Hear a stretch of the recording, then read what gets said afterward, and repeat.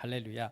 골로새서 2장 6절에서 7절 말씀, 하나님의 말씀 우리 한 목소리로 같이 봤습니다.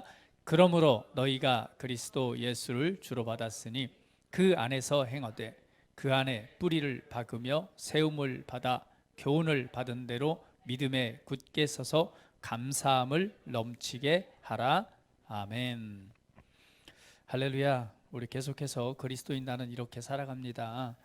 내가 그리스도 안에서 새로운 피조물, 그리고 하나님의 아들로 새롭게 창조되어졌고 또 하나님의 아들의 그런 삶을 우리에게 주셨다면 그리스도인은 나는 어떻게 살아가는가, 이것에 대해서 지금 3주째 계속해서 나누고 있는데요. 우리 그리스도인은 하나님의 말씀을 통해 우리가 살아갑니다. 여러분, 하나님의 말씀은 우리가 어떻게 살아가야 되는지, 그리고 어떻게 행동해야 되는지, 그리고 이 땅에서 삶의 문제들을 해결하고 이 땅에서 하나님의 아들로서 우리가 바른 삶을 살아가는 기준이고, 그리고 해답입니다. 그렇다면 오늘 하나님의 말씀을 우리가 매일 먹으면서 그 말씀을 통해서 우리의 삶을 조정해야 됩니다. 여러분 어떠세요? 지난 한 주간 동안 하나님의 말씀을 통해서 여러분의 삶을 조정하고 한번 바꾸어 보는 일을 해보셨습니까? 아니면 오늘 내 삶에 좀 조정이 필요한 곳이 있는가? 오늘 내가 하나님의 말씀을 통해서 조정이 필요한 부분이 있는가? 여러분 한번 생각해 보시기 바랍니다. 과연 내 삶에 좀 이 조절이 필요한 거 있죠? 약간 온전한 길을 향해서 이렇게 바꿀 수 있는 것, 변화시켜야 되는 것, 말씀을 통해서 이것을 조정하고 바르게 잡을 때에 우리는 바른 열매의 삶을 살아가게 될 것입니다. 그 조정한다는 얘기는 첫 번째, 말씀을 통해서 생각을 변화시키는 거예요.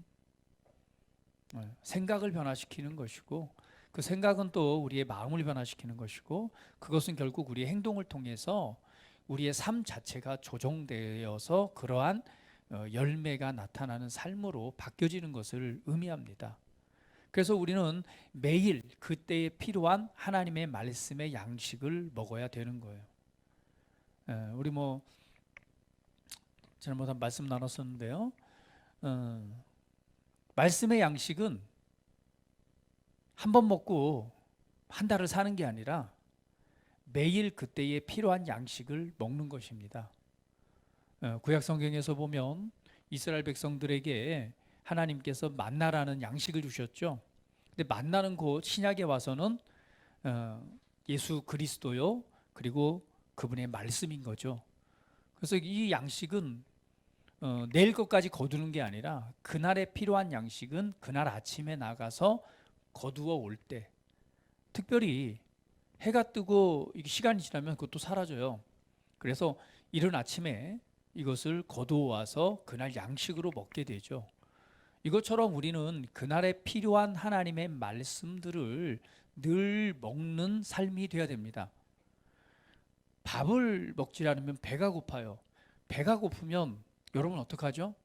뭐 맛있는 거 없을까? 좀 뭐가 땡기는데, 오늘은 좀 삼겹살이 땡기는데, 배가 고프면 먹을 것을 생각하고 무엇을 먹을까 찾아봅니다. 어디 맛집 없을까? 좀 입맛을 좀 당겨줄 수 있는 음식이 없을까? 그래, 오늘은 이 봄에 나는 나물을 가지고 고추장 넣고 착착착 비벼서 먹자. 배가 고프면 음식을 찾아요. 그리고 매일 그 하루 2끼 내지 3끼 정도, 적게는 1끼 정도는 반드시 먹습니다. 이것처럼 우리도 우리 영의 배고픔이 있어요. 육신으로 사는 것도 있지만 영의 갈급함과 영의 배고픔이 있습니다. 그 영의 양식인 그날에 필요한 영의 말씀, 그날에 필요한 삶에 필요한 하나님의 말씀을 매일 먹어줘야 되는 거예요. 할렐루야. 그래서 의도적으로 여러분 하나님의 말씀을 매일매일 하나님의 말씀을 먹으십시오. 그리고 말씀을 통해 내가 필요한 조정이 필요한 부분에 적용을 하고 생각을 바꾸고 마음을 바꾸고 그리고 말을 바꾸고 행동을 바꾼다면 우리 삶에 하나님의 말씀에 따라 조정될 것이고 그것은 우리가 살아야 될 승리의 삶, 최고의 삶을 살아가는 열매를 나타낼 것입니다. 여러분 삶에 어떤 것이 지금 조정이 필요하세요? 또한 여러분 삶에 하나님의 말씀을 통해 나타나야 될 승리, 이루어질 일들이 무엇입니까? 오늘 그것이 있다면 거기에 해당되는 말씀을 먹으세요. 머리가 아프면 뭘 먹나요? 두통 있을 땐 뭘 먹어요? 개보리뇨? 요즘엔 뭐 저거 많이 먹더라고요. 그 뭐죠? 타이레놀. 효과 좋아요. 뭐 통증이 있고 있으면 얼른 타이레놀을 찾아서 하나를 먹습니다. 그런데 정말 내 삶에 필요한, 내 삶에 지금 조정이 필요하고 내 삶에 뭔가 이루어지는 것이 필요하다면 우리는 타이레놀보다 뭘 찾아야 되겠어요? 네, 하나님의 말씀의 능력이 내 삶에 역사하도록 하나님의 말씀을 찾고 그 말씀을 찾아서 먹어야 됩니다. 그런데 우리가 이러한 삶이 우리의 진짜 삶이 되지 않으면 그냥 말씀에 비추어서 삶이 조정이 필요한 건가도 인식하지 못하고 때로는 인식했다 하더라도 그것을 바라보면서 그냥 걱정하고 염려하죠. 그리고 한숨을 내쉽니다. 아이고 그래. 이것은 올바른 태도가 아니고 올바르게 살아가는 게 아니에요. 우리에게는요 분명한 하나님께서 가르쳐 주신 진리, 해답이 있습니다. 그 진리는 우리를 자유롭게 합니다. 그 진리의 말씀은 우리로 성장하게 만듭니다. 그 진리의 말씀은 우리의 삶을 조정해서 우리 삶에 올바른 결과, 올바른 열매들이 나타내도록 합니다. 그래서 우리가 이 땅에서 하나님의 아들로서 살아가야 될 온전한 삶을 살아가도록 우리를 축복했습니다. 그러면 우리는 그 영의 양식인 하나님의 말씀을 찾아야 됩니다. 그리고 그 말씀을 적용하고 그 말씀을 통해서 우리가 삶을 살아내는 일, 결국 우리의 생각과 우리의 마음과 우리의 행동과 우리의 말을 바꾸어서 말씀을 적용한다면 변화되지 못할 상황은 없습니다. 바꾸지 못할 문제도 없습니다. 전능하신 하나님의 살아계심과 전능하신 하나님의 능력이 바로 이 그분의 말씀, 그분의 약속 속에 약속을 통해 우리에게 주어졌습니다. 그러면 여러분에게 지금 필요한 것이 있다면 지금 하나님의 말씀을 취하십시오. 그리고 그 말씀을 주장하십시오. 그리고 그 말씀을 믿는 믿음의 자리에 나아가십시오. 그리고 그 말씀을 적용한다면 여러분의 삶은, 우리의 삶들은 조정될 것입니다. 바뀔 것이고 변화될 것입니다. 할렐루야. 자, 이것은요 그냥 생각나서 했던 얘기고요. 주님의 감동을 따라서 말씀드렸던 내용이고요. 오늘은 그 세 번째 시간이죠. 그리스도인은 어떻게 살아가는가? 우리 고백해 볼까요? 나는 부요하며 형통합니다. 네, 오늘의 주제는 부요함과 형통함에 관해서 말씀을 나누도록 합니다. 우리 그리스도인의 삶은 어떻게 살아가는가? 우리 지난주에는 신성한 건강, 그리고 신성한 건강, 치유와 신성한 건강은 나의 것입니다. 우린 치유와 신성한 건강의 삶을 살아갑니다. 그러면 또 우리 그리스도인은 어떻게 살아가는가? 우리 그리스도인의 유업 중에 우리에게 주어진 것이 있다면 그것은 바로 부요함과 형통함입니다. 자, 그러면 부요함이라고 하는 것은 어떤 의미일까요? 부요하다는 것, 풍족하다는 것이죠. 여유가 있다는 것이죠. 자, 부요함이라고 하는 것을 우리가 정의 내릴 때 부요함의 기준이 가지고 있는 재산의 정도에 따라서 세상적으로는 우리가 부요함이라고 정의를 내립니다. 그렇죠? 그렇기 때문에 많이 가졌다면 부유하고 내 통장에 늘 마이너스면 나는 가난한 사람이라는 기준이 되어지는 거죠. 그러나 하나님 말씀 성경 안에서 부요함이라는 것은 많고 적음의 기준이 아닙니다. 부요함이라고 하는 것은 내가 필요한 충분한 공급입니다. 할렐루야. 하나님께서 주신 부요함이라는 것은 내가 필요한 것만큼 내가 이 땅에 삶을 살아가면서 내가 사용하고 내가 필요한 곳에 흘려보낼 수 있는, 필요한 때에 필요한 곳에 하나님의 공급이 충분하게 이루어지는 것, 이것이 바로 부요함의 첫 번째 의미입니다. 그러면 여러분은 부요한 자이십니까? 성경은 이렇게 말하죠. 고린도후서 8장 9절 말씀 한번 띄워주세요. 같이 한번 읽어봅니다. 시작. 우리 주 예수 그리스도의 은혜를 너희가 알거니와 부요하신 이로써 너희를 위하여 가난하게 되심은 그의 가난함으로 말미암아 너희를 부요하게 하려 하심이라.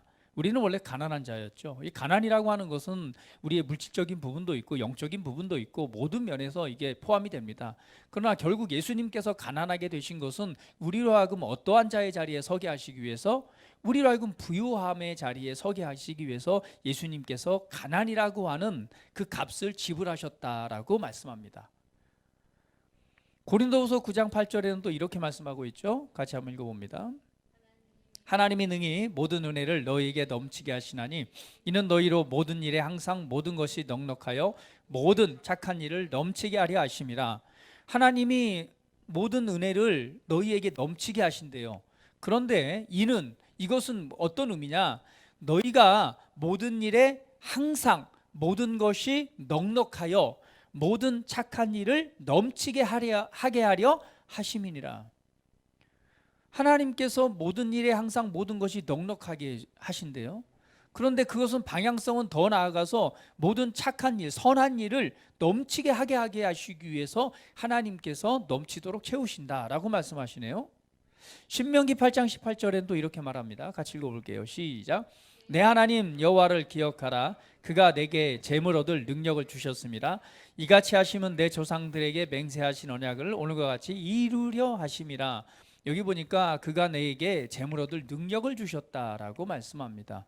하나님의 부요함이라고 하는 것은 충분한 공급이요, 공급을 통해서 선함이 나타나도록 하는 것이죠.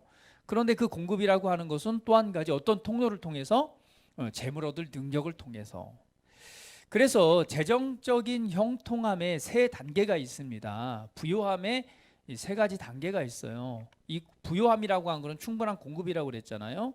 세 단계가 있습니다. 여러분은 어떤 단계에 속했는지 한번 여러분의 삶을 점검해 보시고 오늘 말씀을 통해서 그 은혜의 자리로 계속 성장해 가시기를 축복합니다. 첫 번째는요, 필요가 넉넉히 공급되는 단계예요.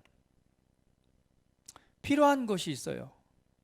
삶에 필요한 곳이 있다면, 그리고 내가 써야 될 것, 때로는 누구에게 돕는 것이 됐건 어떠한 필요한 곳에 넉넉히 공급되는 단계, 이것이 부요함의 첫 번째 단계입니다. 여러분 어떠세요? 필요한 곳에 좀 넉넉히 공급이 되십니까? 그냥 씩 웃으시네요. 두 번째 단계는요, 풍족하여서 쓰고 남는 단계예요. 어때요? 여러분은 풍족해서 쓰고 남으신가요? 아니요. 지금 쓸 것도 부족해요. 자, 하나님이 주시는 부요함과 공급함에 우리 재정적인, 그리고 이 부요함은 우리가 살아가야 될 삶이라고 한다면, 첫 번째는 하나님은 우리의 공급자십니다.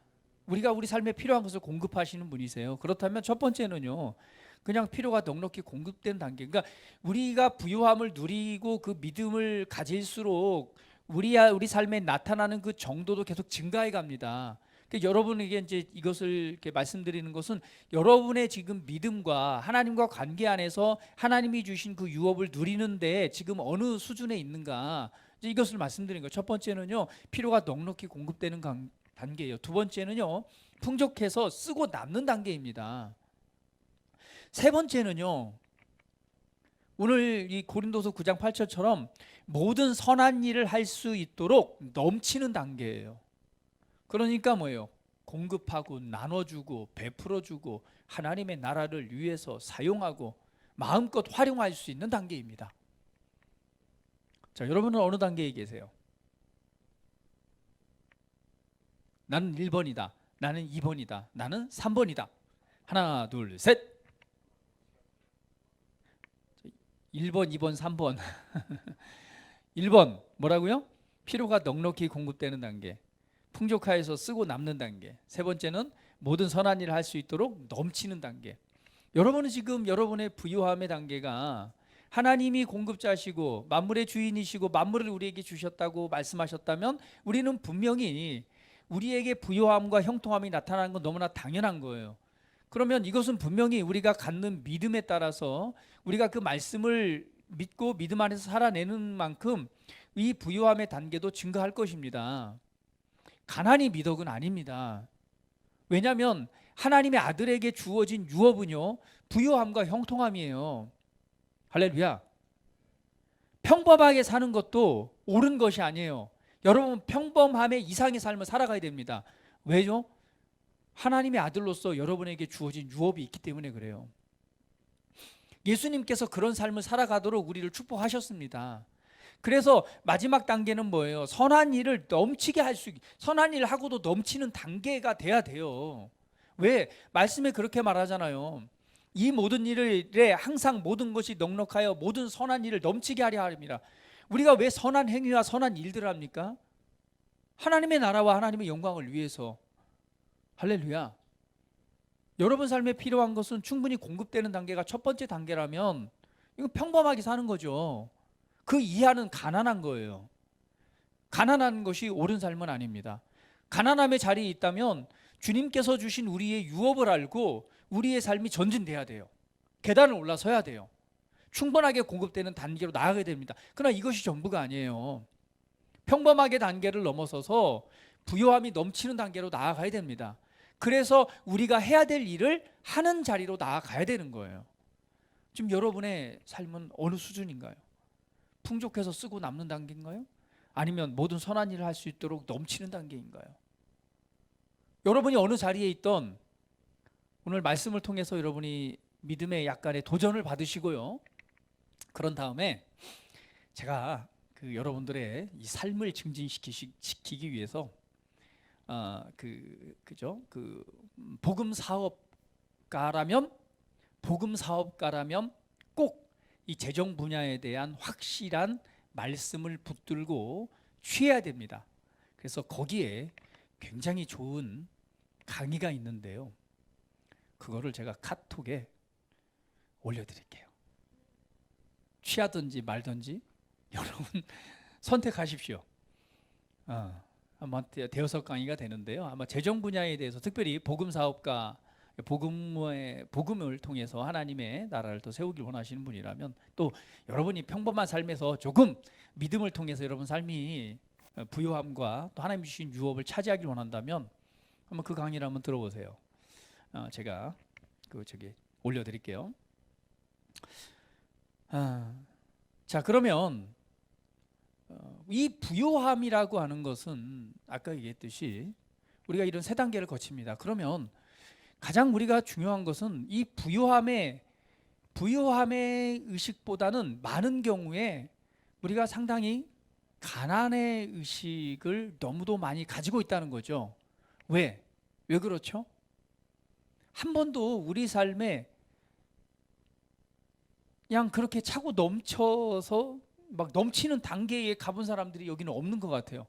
이제 그러다 보니 언제나 현실적으로 볼 때 부족해요. 그러다 보니까 이 가난의 의식이 나도 모르는 사이에 우리의 마음과 생각을 사로잡고 있는 거죠.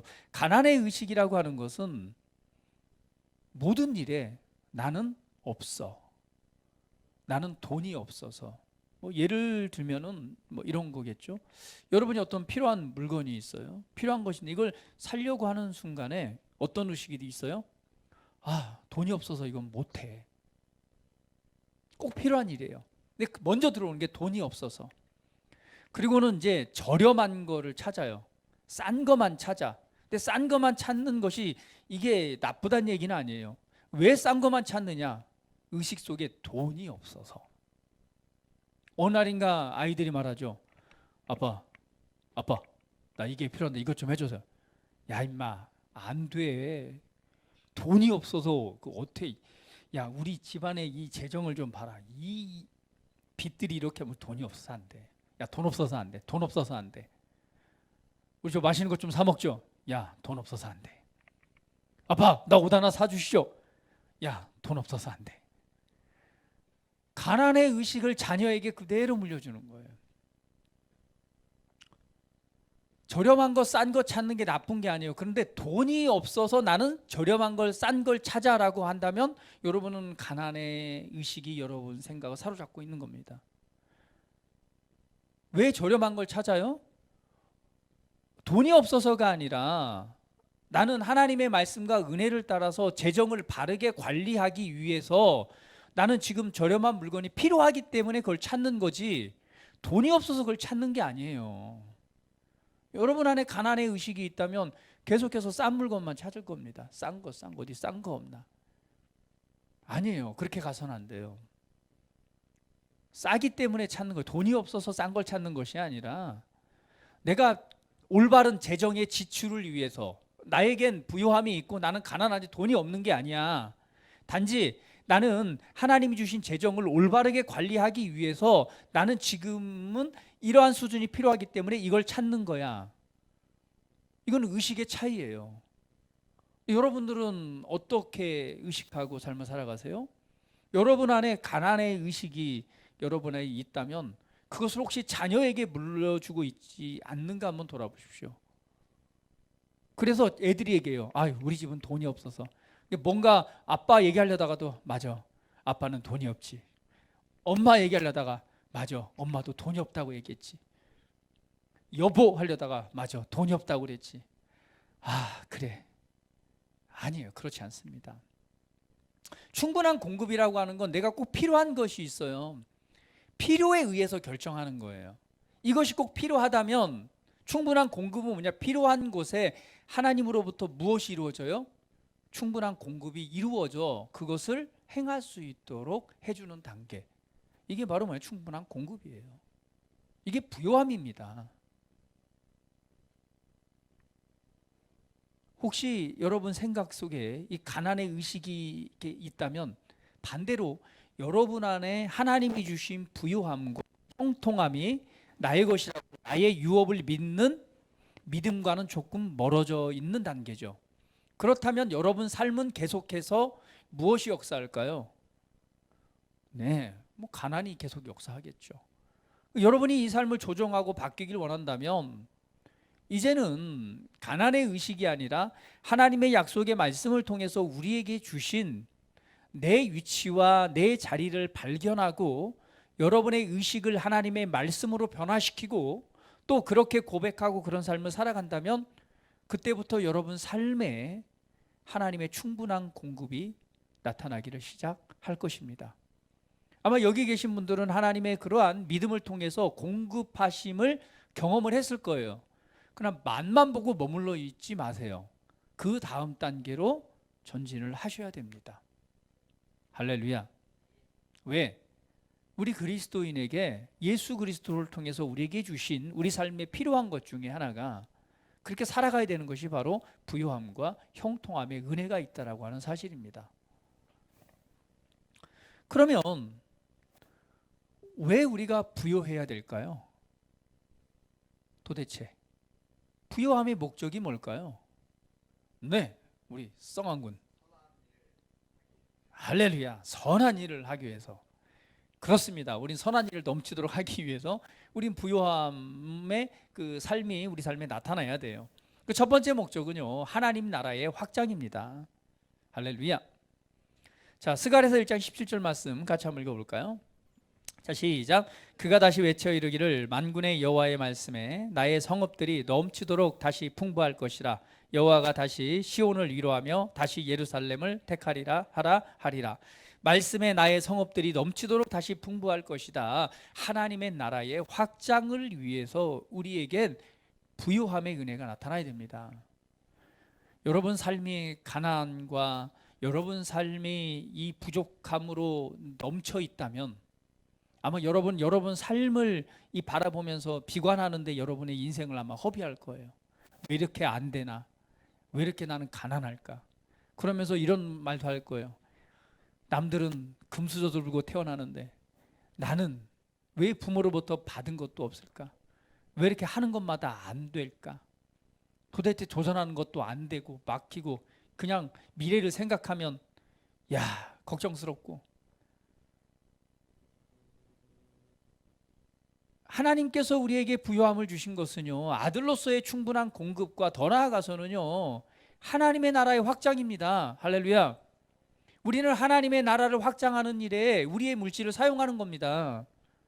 여러분, 영혼 구원 한번 하려고 해도요, 돈이 있어야 돼요, 없어야 돼요? 여러분, 전도 한 병 하려고 해요. 만나면 밥 사줘야 돼요? 아니면 밥 얻어먹어야 돼요? 밥 얻어먹고 전도하면 누가 따라오겠어요? 만나면 밥이라도 사줘야죠. 때로는 뭐예요? 예, 그 마음을 녹이고 또 복음을 전하기 위해서 선물을 해줄 수도 있는 거고요. 또 가난한 사람에게 또 복음을 전하기 위해서는 또 물질을 흘려보내기도 해야 되고요. 내 삶이 쪼들려서 내 삶에 돌보기도 바쁜다면 밖을 향해 나갈 수 없겠죠. 세계 각지에서 복음을 전하는 수많은 선교사님들이 있습니다. 그들이 가난해가지고 뭘 하겠어요? 예, 우리가 충분한 공급을 해줘야지만이 또한 그 물질을 통해서 복음을 전하는 데 사용할 것입니다. 그래서 첫 번째 부의 목적은요, 오늘 부의 목적은 하나님의 나라의 확장입니다. 여러분 삶을 위한 것뿐만 아니라 하나님 나라의 확장이에요.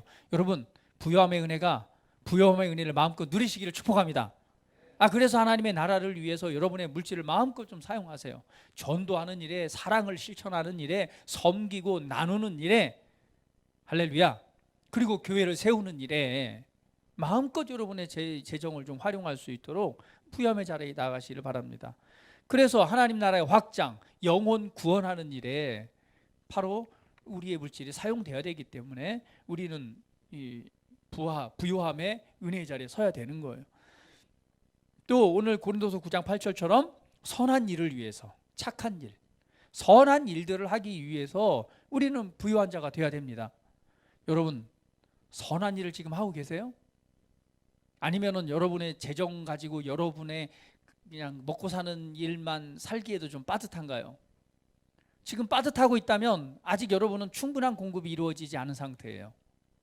선한 일로 그 영향력이 흘러가야 됩니다. 할렐루야. 이것이 하나님께서 우리에게 주신 부요함이요, 또 우리가 여러분이 부요함의 삶을 살아가야 될 이유와 목적입니다. 다른 사람을 축복하기 위해서 우리는 부요한 자가 되어야 됩니다. 나눠주죠, 베풀어주죠. 더 나아가서는 가난한 사람들을 구제하기 위해서 우리에겐 이 부요함의 자리를 차지해야 됩니다. 이것이 하나님께서 우리에게 주신 은혜예요. 자, 그러면 분명한 것은 우리가 먹고 사는 문제뿐만 아니라 밖을 향해서 하나님의 나라를 위해서 우리에게 주신 부요함의 은혜에, 또 부요함의 자리에 서야 된다는 것을 잠깐 살펴봤다면, 그러면 이제는 내가 어떻게 부요한 자, 정말 충분한 공급이 이루어지는 삶이 될 수 있을까? 성경에는요, 여기에서 여러 가지 법칙들을 우리에게 말씀해 주고 있습니다. 오늘 이것을 여러분 삶에 적용해서 여러분의 믿음의 도전들이 있기를 바랍니다. 이건 하나님의 정해놓으신 법칙이에요. 분명한 것은 내가 누구인가를 아는 것이죠. 오늘 부요함이라고 하는 것이 어떤 의미이고, 또 하나님께서 예수 그리스도를 통해서 우리에게 부요함의 자리를 주신 것을 안다면 오늘 그것을 가지고 내 삶에 어떻게 적용해 나갈 때 정말 하나님의 이 부요함의 은혜가 나타날 것인가? 하나님이 놓으신 법칙이 있습니다. 그것은 하나님께서 이미 우리에게 부요함이라고 은혜를 주셨지만 우리 삶에 그것이 나타나는 것은 이 영적인 원리들을 바르게 적용해 나갈 때 그 말씀이 이루어지는 실제가 나타납니다. 그 첫 번째가 바로 씨의 법칙입니다.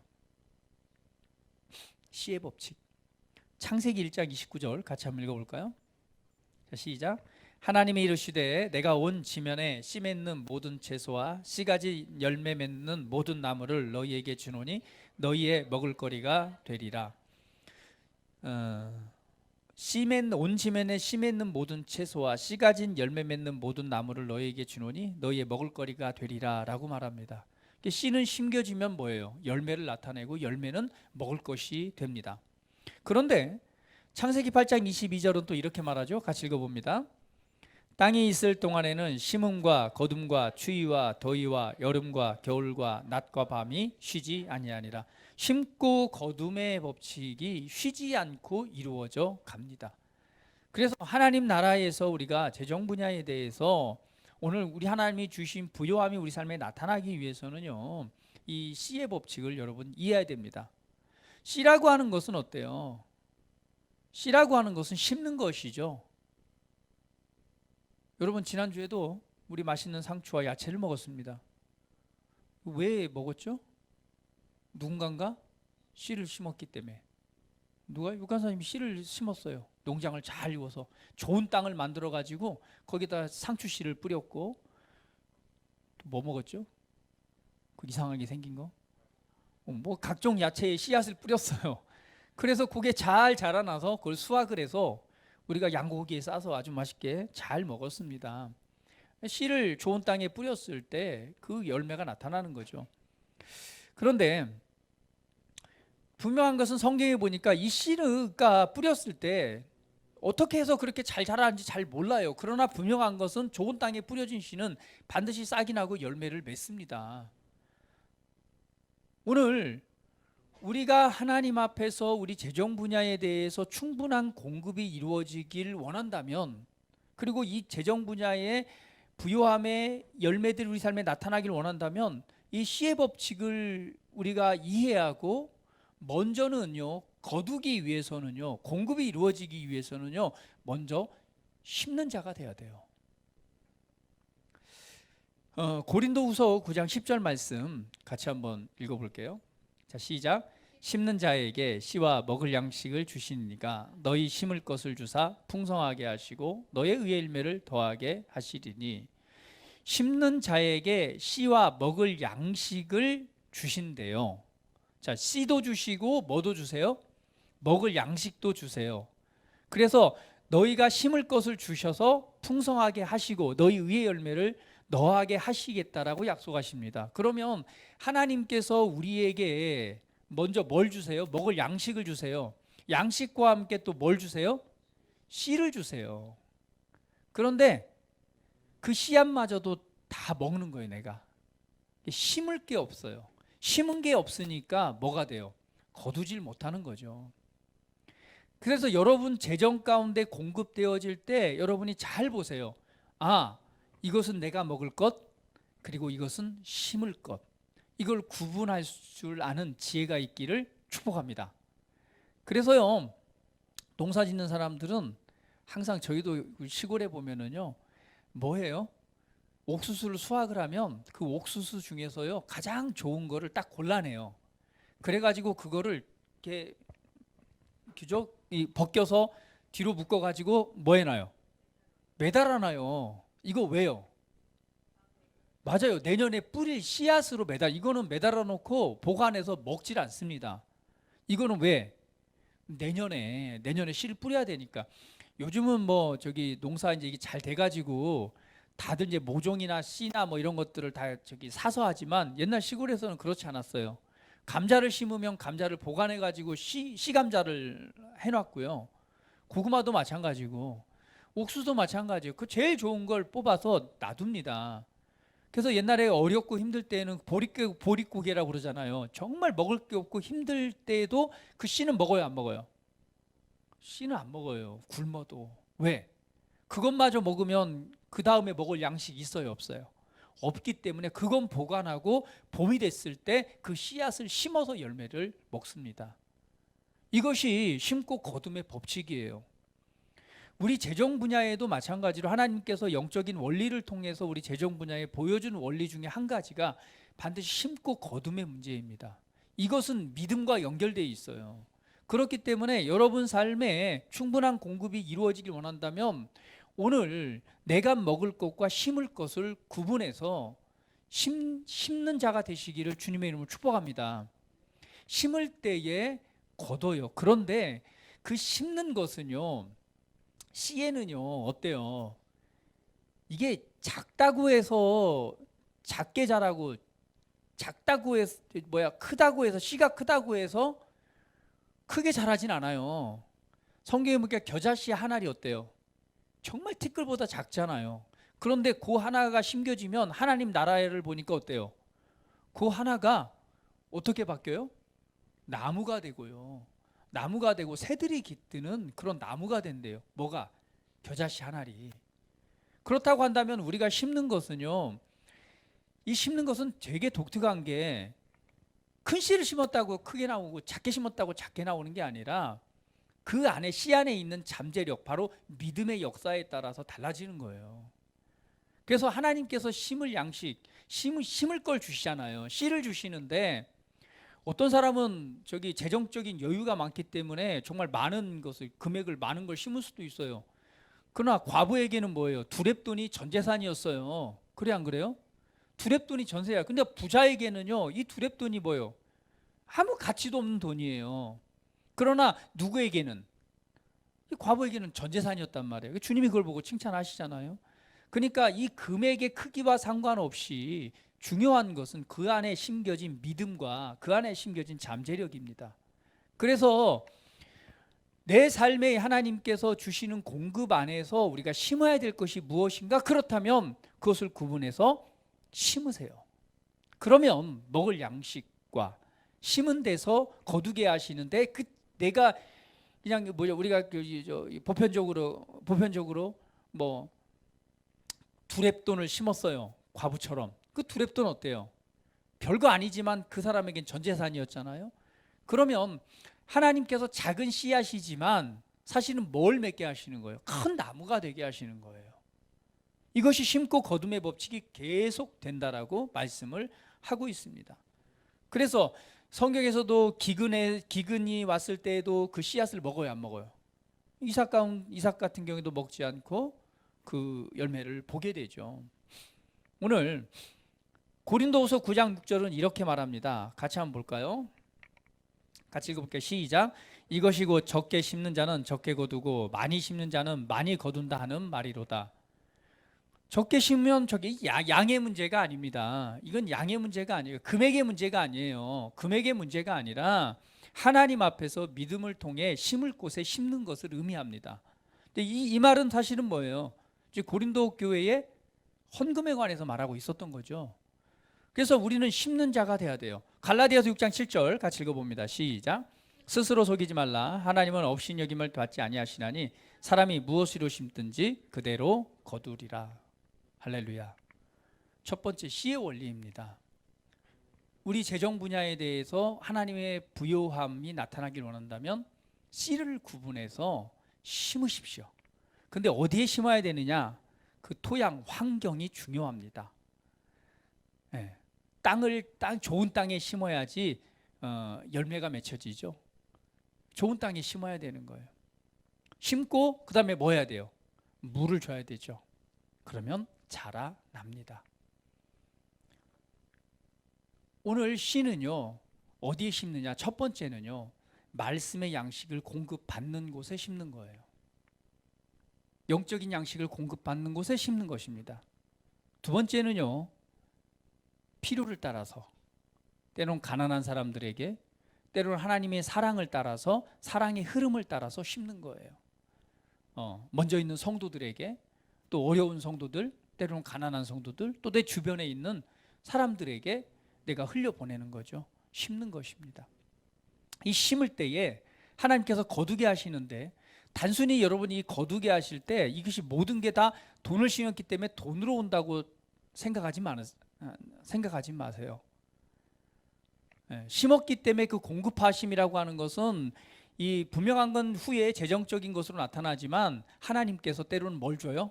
기회를 주시고 사람을 만나게 하시고 아이디어를 주시고 그리고 재물 얻을 능력이 나타날 수 있는 그러한 연결되어진 수많은 아이디어와 그런 환경들을 제공해 주십니다. 그래서 이렇게 말하시죠. 나 심었는데 받은 게 없어. 진짜 받은 게 없나 보세요. 정말 받은 게 없나 보세요. 여러분 삶의 환경에 사람들을 통해서 그 길로 나아가는 길을 열어주셨는지 안 열어주신지 한번 돌아보세요. 반드시 돌아보면 반드시 그 열매가 나타나 있습니다. 그리고 그 안에 지혜를 주심으로 그것을 취하게 하신 것이 있어요. 그러면 지혜로운 사람은요, 받았으면 그 다음에 뭐 할까요? 또 맞아요. 또 씨를 구분해서 또 심을 거예요.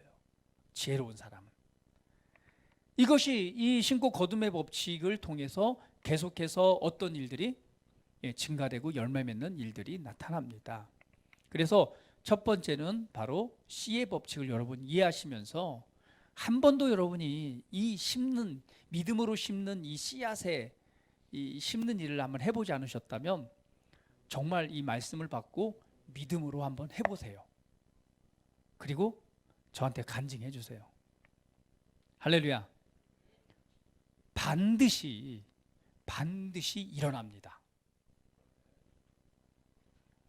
진짜 일어나요.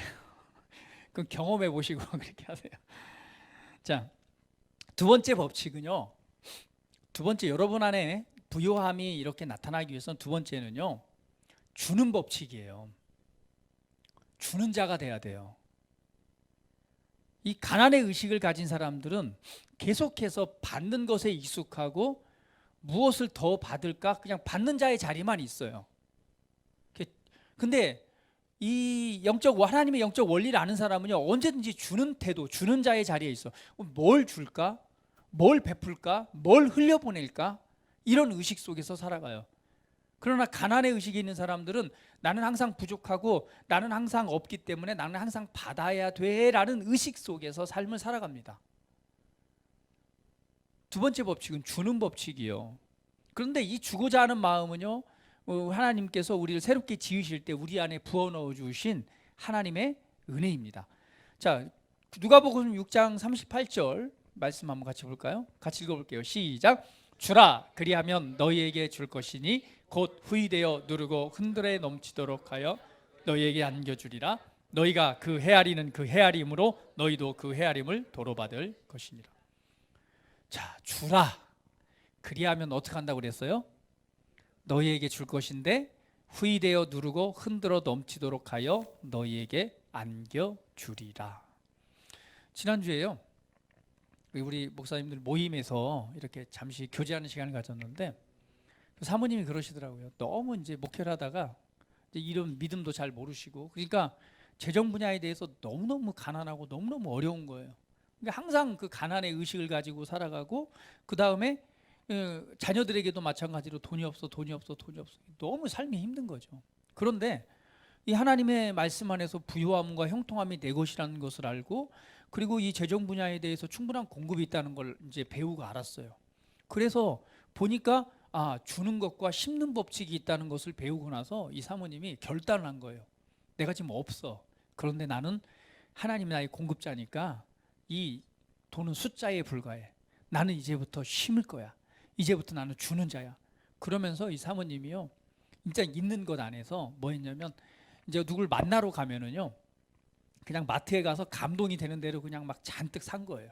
사가지고 그 사람 만나서 그냥 값없이 심고 주는 거죠. 또 이 사람 만나면 또 준비해 가서 또 주고. 이게 뭐가 있어서 그런 것이 아니라 이 말씀을 알고 믿음으로 하기 시작했어요. 이분이 이렇게 간증을 그렇게 했더니요, 그때부터 정말 지금까지 경험해 보지 못한 하나님이 공급하시는 삶의 부요함을 경험하고 있는데, 자기가 지금까지 살아오면서 지금 이전에 살았던 어떤 삶보다도 더 풍요롭고 충분한 공급이 이루어지는 삶을 살아가고 있다라고 말씀을 하시더라고요. 너무너무 가난했는데, 너무너무 부족했는데, 지금은 이렇게 말씀을, 원칙을 따라서 믿음으로 했을 때, 그리고 믿음 안에 섰을 때에 정말 살아계신 하나님이 공급자라고 하는 사실을 믿고 믿음으로 반응했을 때에 진짜 삶에 이루어지는 열매를 지금 보고 있다라고 이렇게 간증을 하시더라고요. 그렇습니다. 주는 법칙, 줄 때에 뭐가 나타난다고요? 후이되어 누르고 흔들어 넘치도록 하여 너희에게 안겨주리라. 할렐루야. 네. 자, 이것에 대해서 이렇게 말씀합니다. 빌립보서 4장 17절 18절 말씀 같이 한번 읽어볼게요. 같이 읽어봅니다. 시작. 내가 선물을 구함이 아니요 오직 너희에게 유익하도록 풍성한 열매를 구함이라. 내게는 모든 것이 있고 또 풍부한지라 에바브로의 편에 너희가 준 것을 받았으므로 내가 풍족하니 이는 받으실 만한 향기로운 제물이요 하나님을 기쁘시게 한 것이라. 이게 뭐예요? 물질에 대한 공급이죠. 헌금이죠. 거기에 대해서 말하기를 이는 받으실 만한 향기로운 제물이요 하나님을 기쁘시게 한 거라고 바울은 말합니다. 그러니까 여러분이 필요한 곳에 흘려보내고 또 줄 때에 이것은 어떤 의미로 하나님께 받아들여지느냐, 받으실 만한 향기로운 제물이요 하나님을 기쁘시게 한 것이다라고 정의 내리는 거예요. 그러니까 필요한 곳에 사랑을 따라 여러분이 섬기고 흘려보냈잖아요. 그것은요 그냥 내가 이렇게 믿음으로 한 행동이지만 사실은 하나님께서는 이걸 어떻게 보신다고요? 향기로운 제물로 받으시는 거예요. 그리고 하나님의 기쁨이 되는 거예요. 할렐루야. 그렇게 됐기 때문에 그 다음에 아버지께서 그 다음에 무엇이 이루어져요? 그 영적 원리를 따라서 공급이 이루어지는 것입니다. 할렐루야. 그래서 여러분 이 주는 법칙을 따라서 하나님께 이 법칙을 한번 적용해 보시기를 축복합니다. 세 번째 법칙 간단하게 나누고 말씀 마치도록 할까요? 세 번째 법칙은요 11조로 인한 하나님의 축복에 대한 약속입니다. 11조 하면은 여러분 굉장히 이제 부담스럽게 들리시는 분도 계시고 또 이게 부담을 가지시는 분도 계세요. 또 때로는 이렇게 말합니다. 그 11조 그거 저기 구약의 율법 아니야. 이렇게 말하시는 분도 율법 지나갔는데 웬 11조야 이렇게 말하시는 분도 계십니다. 그런데 정확한 성경적 관점은요. 율법이 있기 전에 이미 하나님께 이 11조를 구별해서 드렸어요. 그런데 여러분 이걸 기억하십시오. 이 11조라고 하는 것은 사실은 우리 소득의 10분의 1을 하나님께 드리는 거잖아요. 그러니까 사실 소득의 10분의 1이라고 하는 것은 적은 금액은 아닙니다.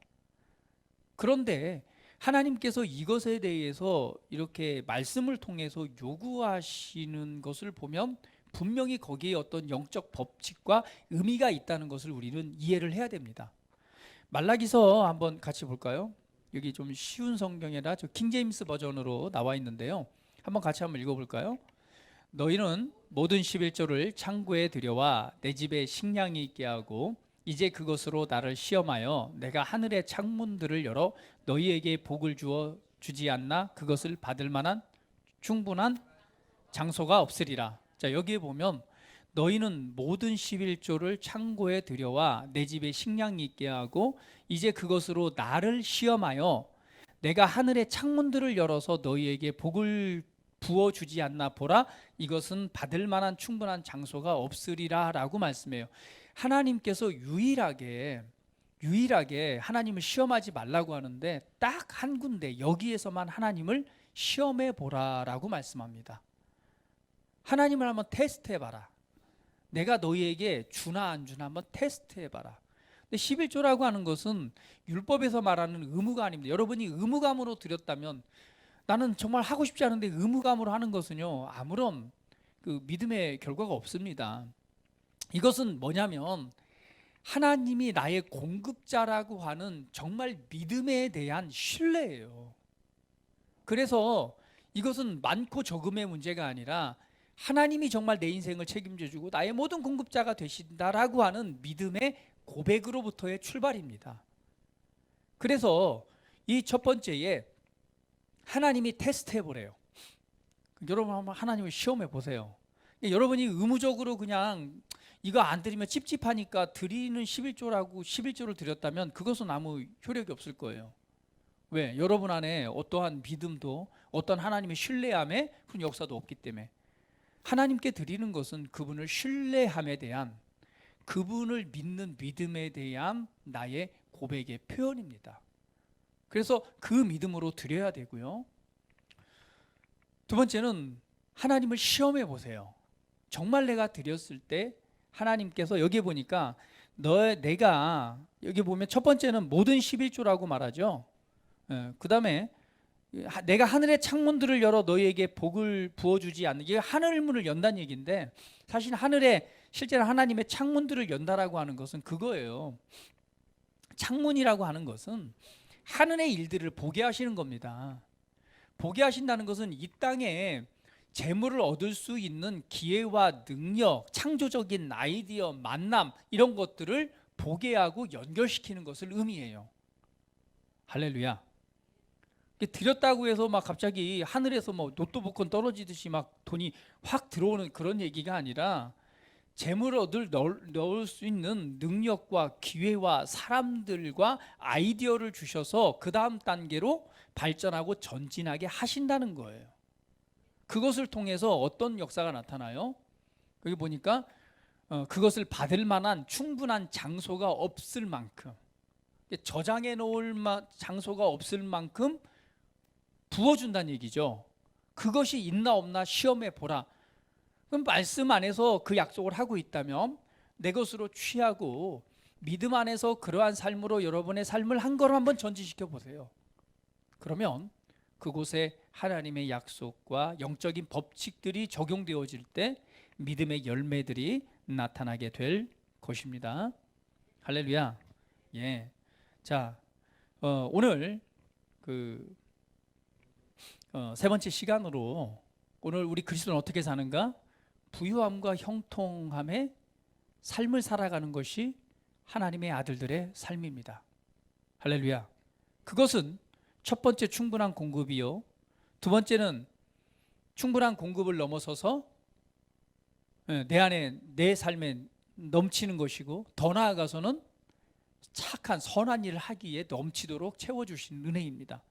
여러분이 지금 어느 단계에 있던, 여러분이 이 하나님의 말씀을, 그 영적 법칙들을 여러분 믿음으로 받고 적용함으로 여러분 삶에 하나님이 주시는 이 놀라운 일들이 경험되어지고 실제가 되어져서 정말 우리 최고의 부르심을 이루고 나타내는 삶으로 재정 분야에 대해서 부유함과 형통함의 전진이 있기를 예수님의 이름으로 축복합니다.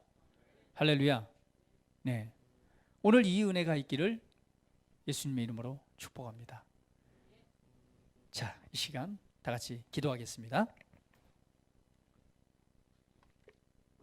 우리 함께 기도드릴 때에 하나님, 그렇습니다. 예수님을 통해서 우리에게 진정한 부요함과 형통함의 삶을 주셨고 오늘 그것은 정말 내 것입니다. 오늘 내가 그것을 압니다. 이제는 내가 그것이 내 삶에 나타나기 위해서는 하나님의 놀라운 영적인 법칙들이 있고 그것들을 우리가 믿음으로 적용할 때에 나타난다는 것을 하나님 알게 되었습니다. 하나님, 정말 내 안에 하나님이 주시는 공급자이신 하나님의 은혜가 정말 나타나서 지금 현재의 수준의 삶이 아니라 정말 나를 부르시고 나를 향하신 하나님의 놀라운 일들을 이뤄낼 수 있는 정말 진정 말하는 그 부요함의 삶으로 내 삶이 전진되기를 원합니다. 또 그런 것을 약속하신 주님을 찬양합니다라고 하면서 한 몸으로 고백하며 기도드리기 시작하겠습니다. 다 함께 기도합니다. 할렐루야. 아버지 감사합니다. 찬양합니다. 경배합니다.